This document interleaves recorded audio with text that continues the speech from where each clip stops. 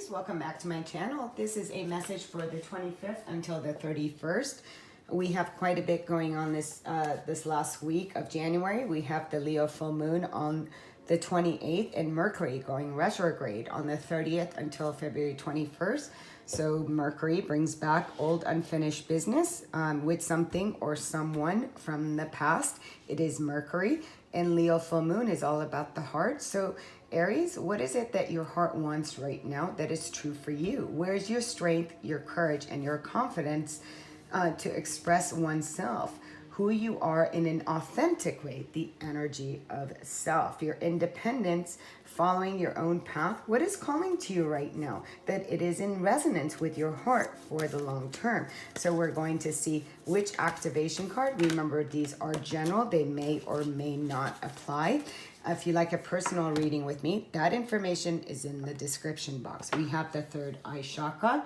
This is beautiful. This card says the frequency of the third eye chakra, the indigo flower of life, supports our intuition and our inner knowing.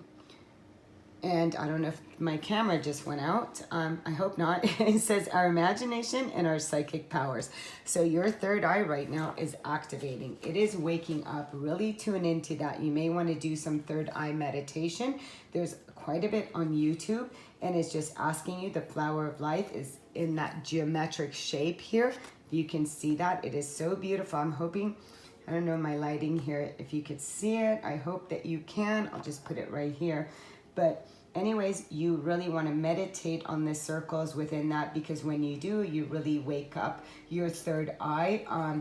And there's a lot of meditations that go with that. So the color indigo is associated with the sixth or the third eye chakra, which is in the middle of your forehead, just above the bridge of the nose. It is linked to your intuition, insight, and your ability to see beyond the three-dimensional reality into the inner world, so that the consciousness can merge with the unconscious. So this is called waking up with your third eye, seeing not only through the human eyes, but seeing it through a spiritual being, seeing yourself as already as whole, the beautiful pattern of the flower. So let's see with the oracle energies of 7. And the card that wants to come out for you, we have time machine and we have let it go. So there's something, yeah, absolutely, for you to let go of. If there's been a relationship, because this is a heart, or anything that has been in your heart and you're hanging on to it, how's it going to come? How's it going to come? How's it going to manifest? It is asking you to let go of it. Let go of needing to know how. Let go of the past and really tune into the frequency of when we let go of things, when we're not trying to control or hang on because of fear. What we're really doing is that we're allowing this newness to come in with the time machine.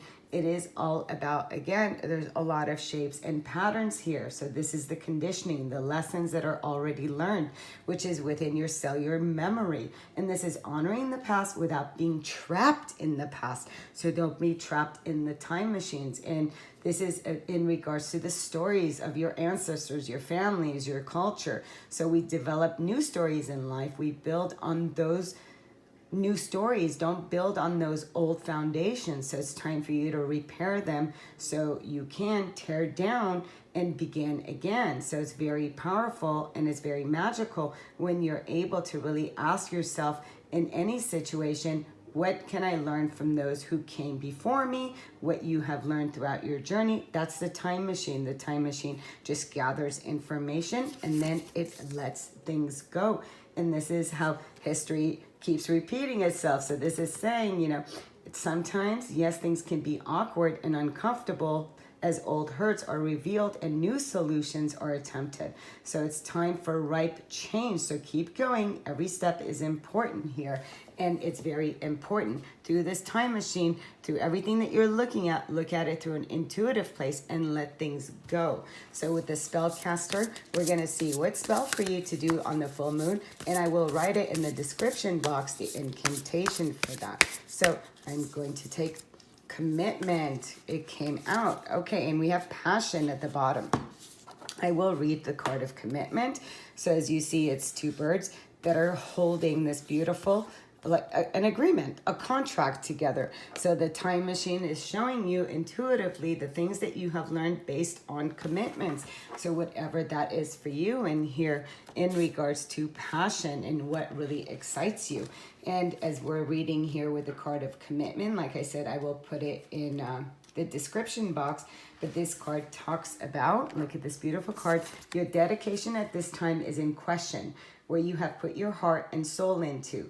You have reaped the rewards, and you have so much to offer. However, your lack of focus underlines a fear of commitment. Something from your past is preventing you from making a choice, and the free spirit within dreads the thought of being trapped. However, a little focus and dedication is required on your part to release any self-made restrictions. The universe is poised in your favor to devote to that cause, to pledge allegiance with a partner, or to commit to an offer at this time. Wow, that is beautiful. So what is Mercury brings things up for you through this time machine and your fear of commitment, and you really need to let go of these things in order to move forward. I will put the incantation in the description box if you like to do a little bit of magic. So let's see what the third eye, let's see what Light Seer's deck is coming out. We do have the card of the Hangman. The Hangman card in reverse talks about really having a shift in perspective. So in its upright position, there's a surrender and a release. But then this is needless sacrifice. There's a fear of sacrifice. So there's a part of you that is really fearing sacrificing a part, an aspect part of you. And you're really to see that. Don't struggle with letting go of outdated things. Really go within your third eye and expand yourself. As what would spirit do? What is it that your spirit wants to experience? Okay, so let's see with the time machine. Let's see the card that wants to come out. Okay, the Emperor in reverse. Now this is your own card, Aries, but when the Emperor shows up in reverse the Emperor in reverse can be very narcissistic. Is very childish. He's like a tyrant. In this card, he has a temper. He's selfish. He's unable to motivate himself or other people. He wants to control others. He's lost leadership. He's lost control. So in the past, here as I'm seeing it, maybe you have felt that you have lost control in relationships. You have fear of that losing your control, and then you become don't shoot the messenger. I'm reading cards. The Emperor can become very childish and narcissistic, and somebody that others just don't want to be around. So this is really looking at yourself. Where were you trying to take control in a childish way? Where were you immature in that? Because the Emperor in an upright, he's in control. He's a leader. He's people that people trust. But in this way, there's a loss of that. And again, with this, it's like, is this the part of you to sacrifice that childish behavior? The person who is non-committal. It's going to be different for everyone. So whether it's to a business, whether it's your commitment to running your own business or into a relationship or whatever that is for you, it's going to be different for everyone. The Nine of Wands shows up and says, it's time. Look at this with the Ace of Cups. It is saying, look at that. It's beautiful. It's saying not to give up. It is saying, yes, you've been through a battle, but this is like having that resilience. It's like, come on, you've got it in you to really stand up. Yes, you have gone through quite a bit in life, but own your own torch. You don't need to defend yourself against anybody. Let them do their share. It's time for you to open yourself up. For some of you, there is a new love. There is someone that you want to make a commitment to, that there's new passion, that you're passionate about this love. But again, here you want to really learn from your past. Let things go. Let your past relationships go, and really bring in that wisdom and that understanding in order to move into a new life. And then what happens is the Nine of Swords in reverse.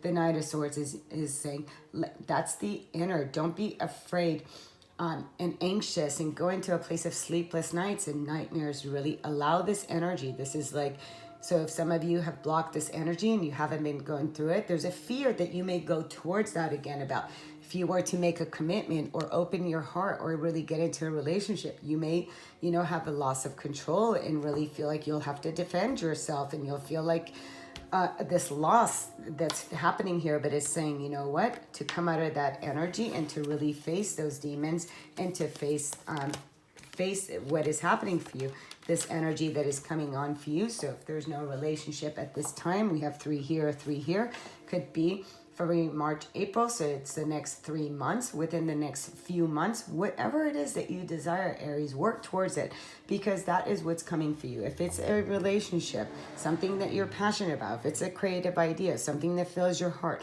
something you want to make a commitment to, it's time for you to really turn this energy around and come out of any nightmares, and just know that what you are seeking wants to come to you. But first, we let go of old energies and we see through the spiritual eye. Let's close you out with a Making Magic card, and let's see which card wants to pop out for Aries. Okay, water. Work with the element of water for healing, purification, and refinement. Which, yes, right now it's raining. I love rain, and I'm a water sign. And let me tell you, you have a water sign here. Water is a cleanser. So if you can't go stand out in the rain and have it wash away any anxiety, any fears, any pain, any shame, any guilt, anything that needs to be healed, if you can't do that, take a shower, take a bath. Water is healing. And it's time for you to allow that to happen so you can now be able to receive and to give love on a higher dimension. Until then, and drink a lot of water, sending you love and light. Until next time, namaste.